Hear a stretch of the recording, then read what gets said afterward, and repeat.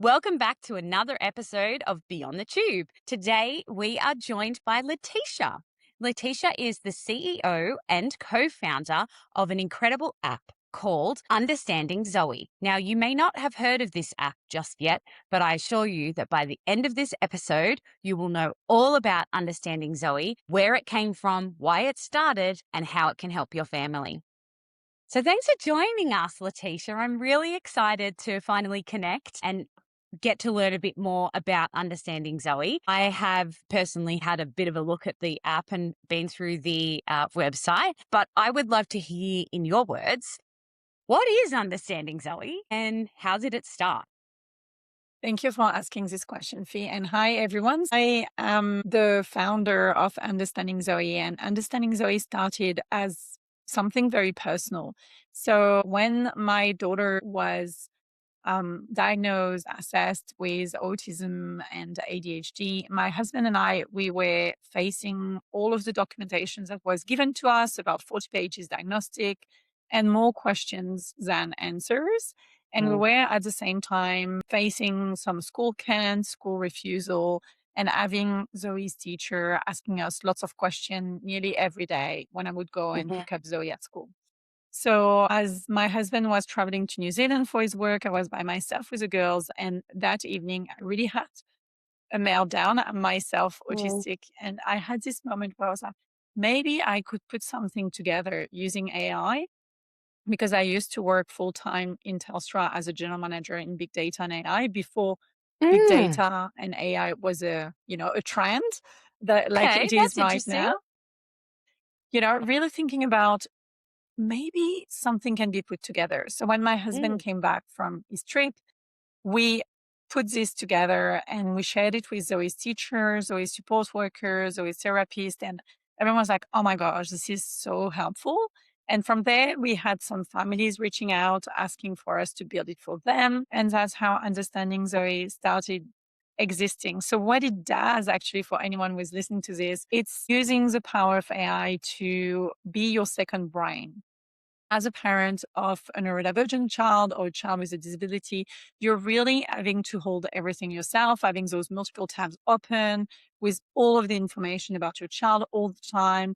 You're like the person that everyone asks questions to, which can be tiring, which can, the advocacy nonstop and always being the voice of your children. What Understanding Zoe does, it's connecting all of the care village. So your support worker, your therapist, your teacher, educator, everyone that interact with your child on a day-to-day basis, for them to have quickly access to the core information that they need in the moment. And AI will be powering finding those core information. Then you always have a strengths-based approach for your child and you don't need to advocate all the time. This AI is not connected to the internet. You don't have all of the crap that you will have online. Really about finding through the core documents that you've shared within the app, which are safely stored, that the information will be found, all through our curated knowledge that we've put in our own app. So then you will have all of those curated clinician knowledge, last information, which are all affirming, and your own knowledge. That is so amazing. And that would also mean, I'm guessing, and I am not from a tech background, so correct me if I'm wrong, that the information sounds like your data and your children's data is very, very safe. Completely safe. So we are ISO 27001 certified, which is what bank will do. So really encrypted data, really not able to be hacked in terms of cybersecurity. We're very strong. Really thinking about the fact that the first user of Understanding Zoe is Zoe's data. So we are very mindful about this. And having worked in big data since 2014, I really know the importance of that.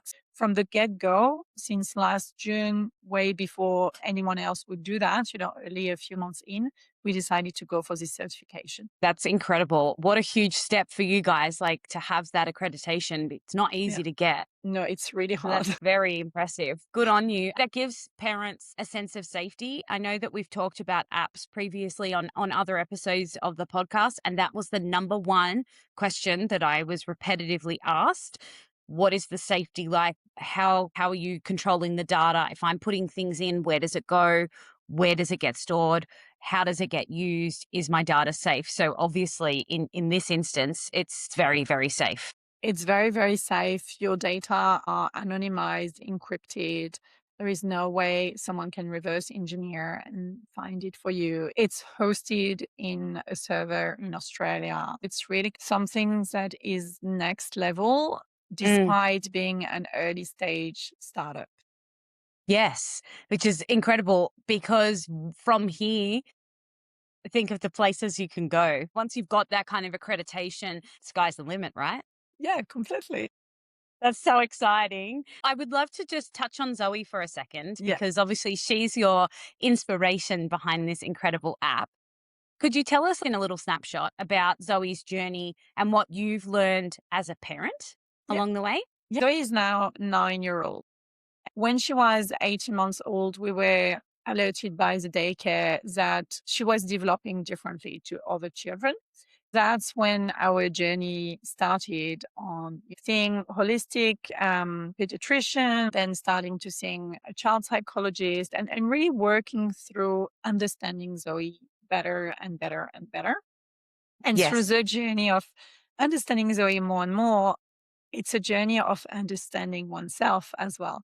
And true. I will always remember when I called my parents when Zoe was 18 months old, and I was like, oh, so at daycare, they think about ADHD or autism. So, yeah, you know, why? Mm, She's really similar to me and so on. And my dad was like, so actually, we didn't tell you, we didn't want you to be labeled, but when you were 5, you were actually assessed with ADHD and giftedness. And I was like, okay, I wish I knew because this is the thing. It's like, of course, lots of forgiveness to my parents. I'm not saying them to blame them. It was a different no, no, time and it different story. was. Yes. There is more and more research proving that actually disclosing to your children who they are is actually helping them advocate and have, a way to know their place and why they are the way they are and how they react the way they react. Rather than for me, I didn't have the label of ADHD, but then I had the label of, being the rebel in the classroom, being the one who was best in class. And I was pushed out of the classroom because I was disrupting everyone and I couldn't sit still. So I was like the wiggly worm, having Yeah. other names rather than being like, okay, it's fine. She's ADHD and she's just needing some, to get some energy out and so on. And so Yeah. Yeah. through the journey of Zoe's discovery of who she is, I discovered more about myself. And when she was assessed with autism, this is when the two clinicians who did her autism diagnosis, when they were giving us the feedback to my husband and I, they're like, and we think one of you, looking at me is potentially autistic. And so my husband looked at me, and so everyone was like, "Yeah, you are." I was like, "What? No, I'm not autistic." Like, no. I went down the rabbit hole of reading a lot about unmasking autism, beautiful books that I recommend to anyone who's been, someone else was like, maybe. Mm-hmm. And Yep. and then I went and seek for an assessment, and indeed I am autistic. So Mm, it's really been mm.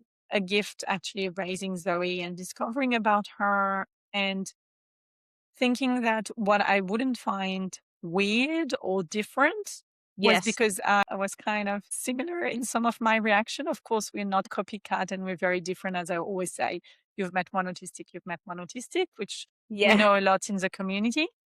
But I Yes. remind people about this, really this searching of self. So that was beautiful through the journey of parenting Zoe. Another part of parenting Zoe was, lots of what we alleviate with understanding Hmm. Zoe, but the hours of hidden work. And we've Yes. actually run a research on 1,091 families in Australia, which is the largest research which has ever been run. We discovered that parents who are raising neurodivergent children take on 33 hours a week of extra invisible load to other parents who are raising neurotypical children. It's saying that those who are raising neurotypical children don't have extra hours. Of They course. do.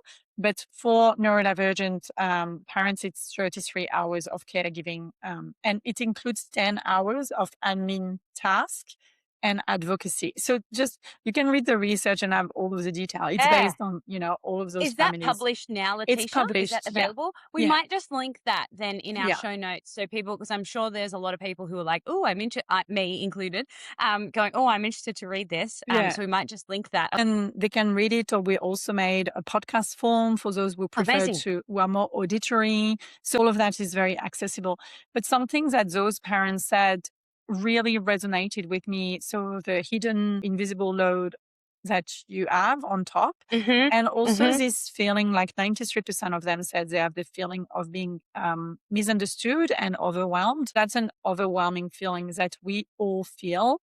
Mm. And that's where, we hopeful that Understanding Zoe can support that. And that's been, Yeah. shared in the survey as well. Like 92% of the people said that it's alleviating this kind of load. But for us, it's really been a journey of, on one hand, honoring the path Yes. and building a solution to make sure that continuity of care whilst having less mental load was possible. Yes. In your mind, does the app primarily assist people who have, identified, or through their daycare, preschools, primary schools, whatever it might be, have identified that perhaps their child is neurodivergent? They've gone to see, all of the specialists, they've done all of the things, they've come out with this diagnosis, and now what? Is this where you feel the app comes in at that beginning stage, or can people pick it up anywhere along their journey?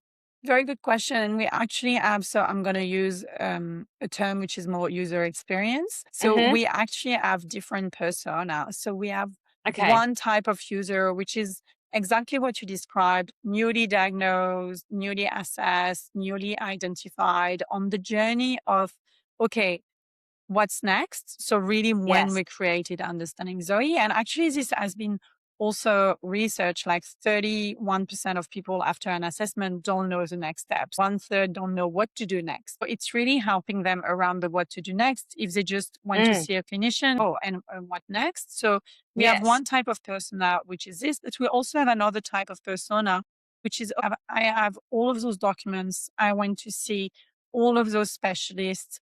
I have an NDIS plan. I have this, I have that. And I still don't know what to do when this situation happened, or I still don't understand how to support my child, or how to communicate to the teacher, how to support best my child.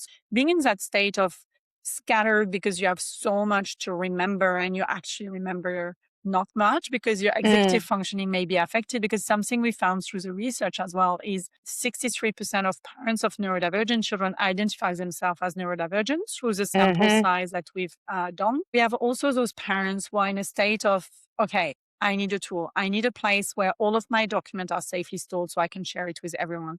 I need a place where I can retrieve very quickly the right information to share, or I want the support worker to be able to remember what food is safe for my child. Or we have people using who have their children feed by tube. So what food needs to be put in the tube so that the support worker will know and I don't have to do it myself. So Yes. it's really kind of this thing where you have different stages and different Mm-hmm. persona. We have Yes. one persona, which is actually the adult using the app. And we're like, this is not for Okay. you. This is not for you. Yeah. So we are building this, extending it now to adult in our next release of the app, which will be That's end of amazing. March, early April. So when you listen to Yes. this, either it's available because Apple was very cool and approved it quickly, or maybe it will come very soon because the state of approval can be quite long with Apple. And not Yes. blaming Apple for that. I think it's important in terms of the process you have Absolutely. to go through. Yes. We have those kind of three persona using the app, and we're like, oh, interesting.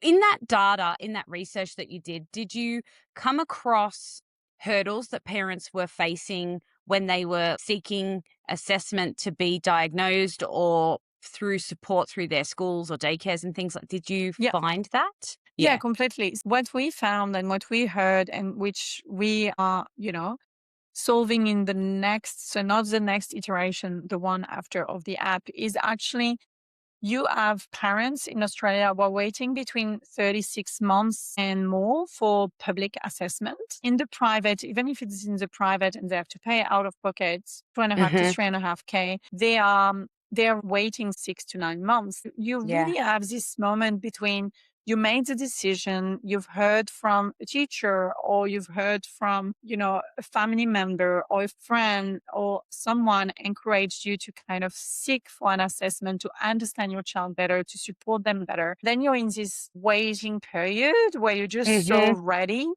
and Yep. you have to wait. And in the meantime, you have zero support, nothing that's helping you. You just go and scroll through Instagram and, doom scroll on the internet and find things that often are wrong and are pushed by influencer, not backing by evidence, by lived Mm-hmm. experience. And so this is where, understanding Zoe can come in early on as something you Yes. put like, I think my child, I self-identify my child this way, and then you can start having some core answer.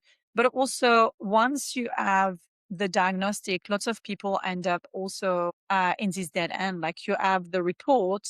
And I remember Now for us, what? we had the report and we really sat like this, being like, okay, right, so we have to digest this. And also, research has been done. So this is not our research, it's research from University of Sydney, proving that Mm-hmm. the reports are written for year 11 and above in terms of the Mm-hmm. language. So Yes. if you are not coming from a medical background or clinical, it's not easy to decipher the diagnostic. Yeah, I agree. It's not Yep. easy to then understand, okay, what do I do next? How can I support my child better? How can I Mm-hmm. provide the right accommodation for them to thrive? Yes. By putting your report within Understanding Zoe, you will simplify the language because we commit Perfect. to an affirming and a level, which is a bit more accessible in terms of language to 100%. make Yeah. sure we cater for calm and calm population, those Yes. who are coming from diverse background, which is very Mm-hmm. important.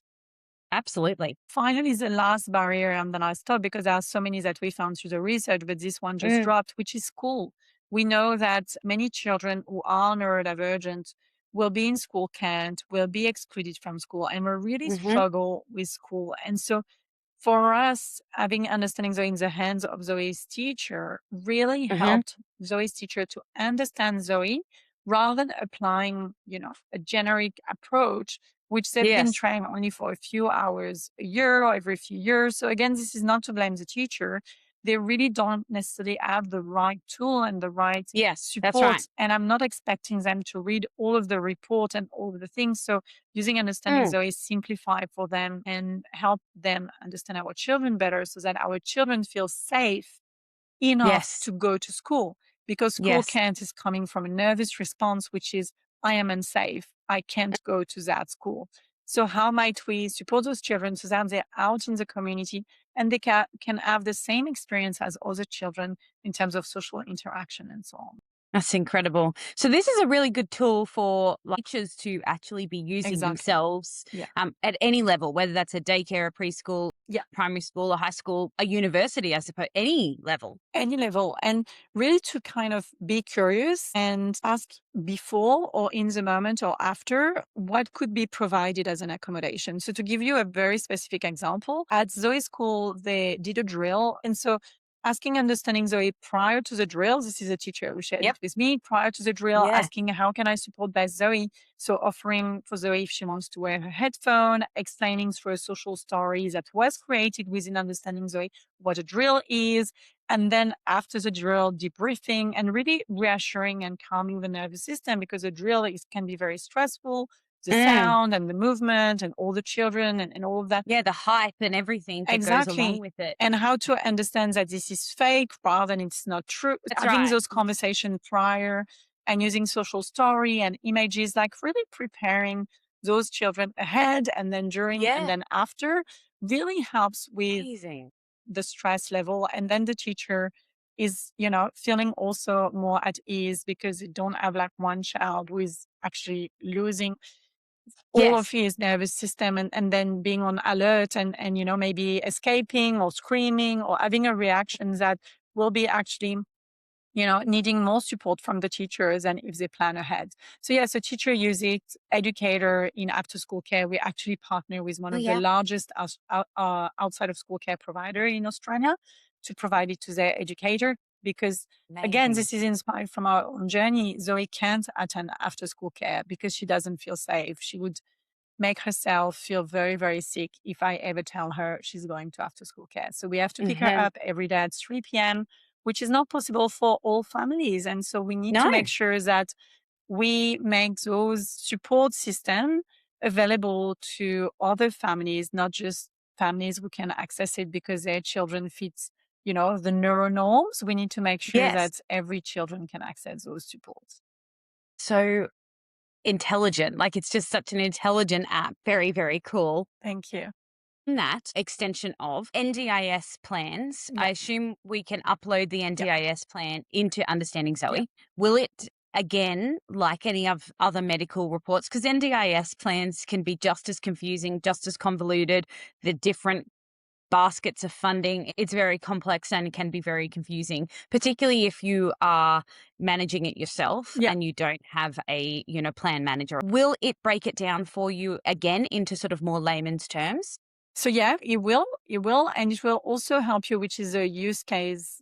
Sorry, I'm speaking again on a user experience technical language, That's fine. but That's fine. the experience that I had my plan review meeting, 52 minutes advocating. But what was good, it's like I understanding Zoe as Zoe latest foundational assessment, Mm-hmm.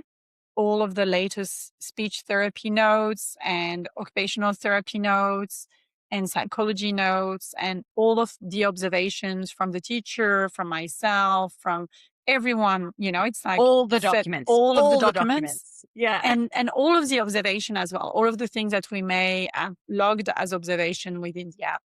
And Mm-hmm. then I was preparing my plan review, being like, okay, so I'm going for a plan review. Can you help me, advocate for Zoe for what she needs, what's really Mm-hmm. important, what are we Mm-hmm. working towards, Yep. and where are we at, and really kind of offloading this kind of preparation work to the app. Yeah. It That's was incredible. really, really helpful because then I had the ability to defer back to those facts, because when you have this conversation with plan review, you need to be very factual. Like one of the Yes. things, so I could explain that Zoe is attending 5 days a week at school. Of like that was a case last, time 2 years ago Mm-hmm. when we did the plan, but now as we are 2 years after, actually things changed because Yeah. we had more school camps than before. We had this, we had that. So I could then go and say it's actually this many days a term, and then I could explain maybe some elements that needed to be supported more than 2 years before. So it was Mm-hmm. really, really helpful for me to prepare my plan review. And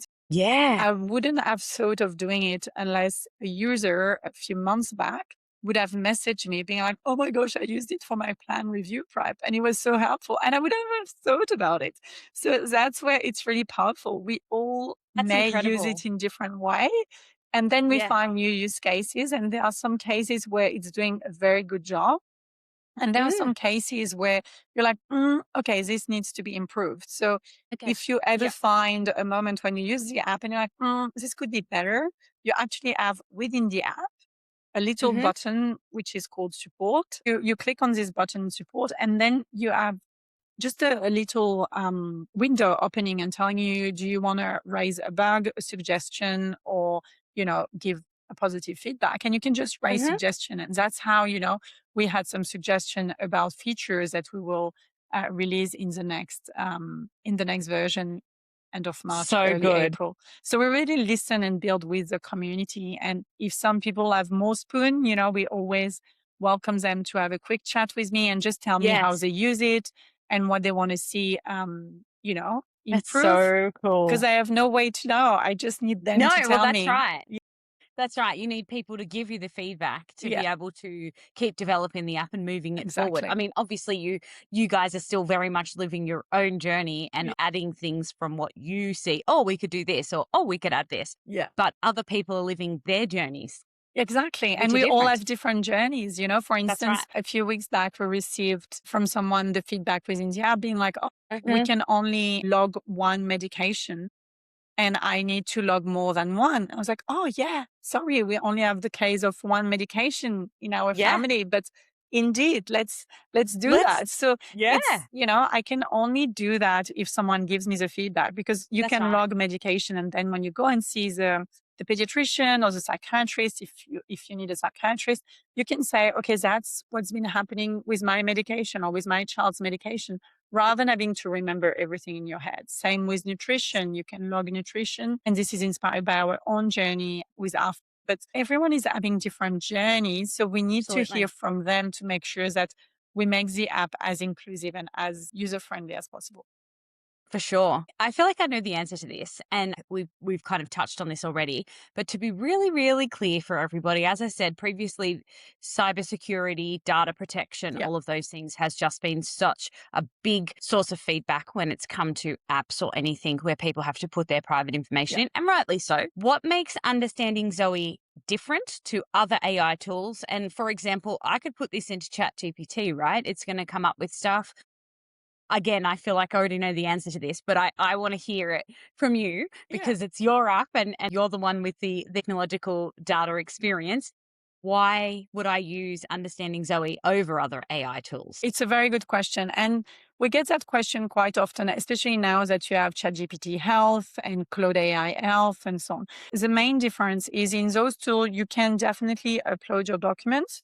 Don't really know where it's going and how it's used. That's for you to decide. I wouldn't personally, especially, with the impact it may have on your insurance and things like that. But your decision, okay? So you can Yes. totally do that, but that's the first risk. Yes. Then Yep. the second risk of doing this is when it will answer, it will go through the internet as alongside going through the documents. So it Mm-hmm. may come back with information. It's a black box. So it may go back with information that have been found on the internet and will come back. A mistake that Claude AI, ChatGPT do all the time. They call your child neurodiverse when we Mm-hmm. know they're neurodivergent. A group is Yes. neurodiverse. Give you an example. So the language is wrong. Some of the information which are coming back are wrong because they're not designed. They are generic models. So they're designed Yes. for every use cases where they're amazing. I'm a huge user of Claude AI and, Mm. ChatGPT and Gemini. Huge advocate for this. Those tools save me so much time in terms of writing email and so on. But the thing is like, it will go through all of the internet and come back with the crap of the internet. And so that's the second thing. The third thing that really set us apart from the first one, which is security, and you know where your data are going, and you know they're not going to be used for anything else. The fact that we curate the information that's coming back to you because it's a purposefully built large language modeling that you use and agentic approach that you use. Sorry if I lost anyone in this thing. So large language modeling, LLM, agentic approach, which means you have different agents that are working under your answer. So when you use Understanding Zoe, it takes a bit more time than if you use any other tool, but it's because Mm-hmm. it's a feature. It is not a bug. The time comes because we check and we have an accuracy scoring. So Mm-hmm. that's the thing. And then the third element is actually when you use Understanding Zoe, you have an answer which is always affirming language. So we embrace a social model of disability. We embrace the neurodiversity affirming paradigm, which means there is nothing wrong with your child. We are here when we reply through the app, not when I reply, and I shouldn't say we, but when the AI is replying, so Pip Yes. is Yes. replying to you, it's replying with an affirming language, something that really help you see the child and help everyone in your village see the child through their strengths and how you can best support them rather than seeing them Mm. as being broken, as having a disorder, as needing, to fit in a norm that is not accessible. That is incredible. Is this claimable through NDIS under Yes. assisted technology? Yeah. Yes. So Yeah. we are going through the audit because Mm-hmm. currently you can claim it if you self-manage, plan manage, but you couldn't claim it under the NDIA. And we had some people reaching out who were under the NDIA. So we decided to go through the audit to be registered under the NDIS. So you can still claim it today, but as soon as we're registered, if you're under the NDIS, you can also claim it. Look, another feather to the bow. Like, Yeah, I that's know. And it's a incredible. lot of work. Again, we I took can an imagine. external consultant to help us, and, we're doing the audit in the most comprehensive way. But for us, it's about listening to the feedback again. We Yeah, want this to be accessible to everyone. For some family, they need this extra support to be able to afford the subscription. that's right. Yes. At this point in time, the subscription is $10 a month.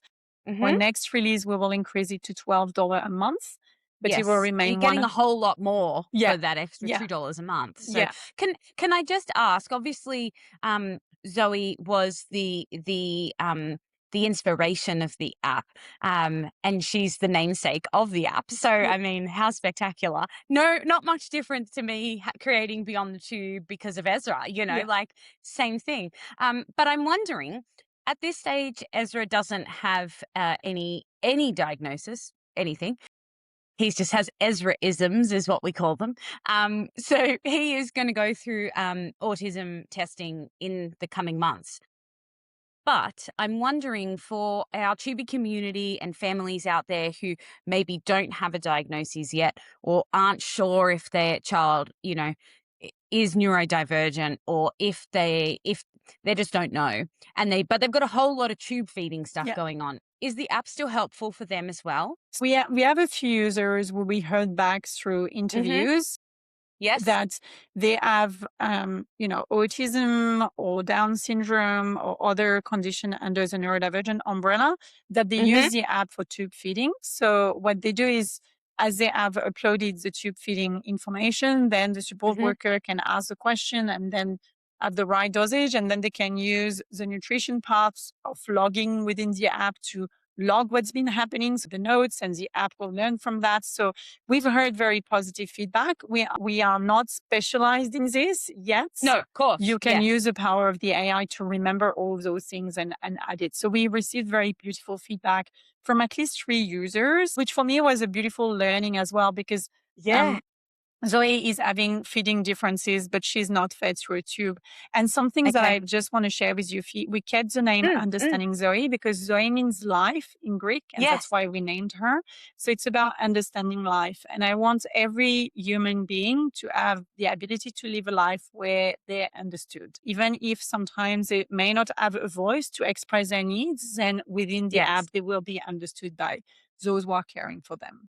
That's beautiful. Thank you. I love that.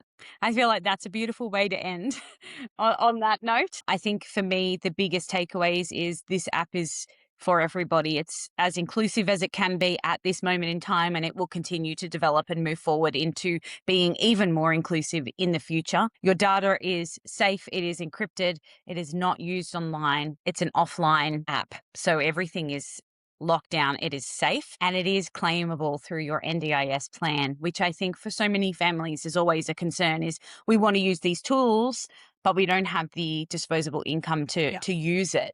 If you can claim it through your plan, probably a good idea. So those are my 3 big takeaways from our discussion, amongst many other things. I'm really interested to read your research as well. We'll make sure we link everything. We'll link all the details for the app, for the website, for the research, and anything else Laetitia has that she can share with us. We will make sure that you've got all the access.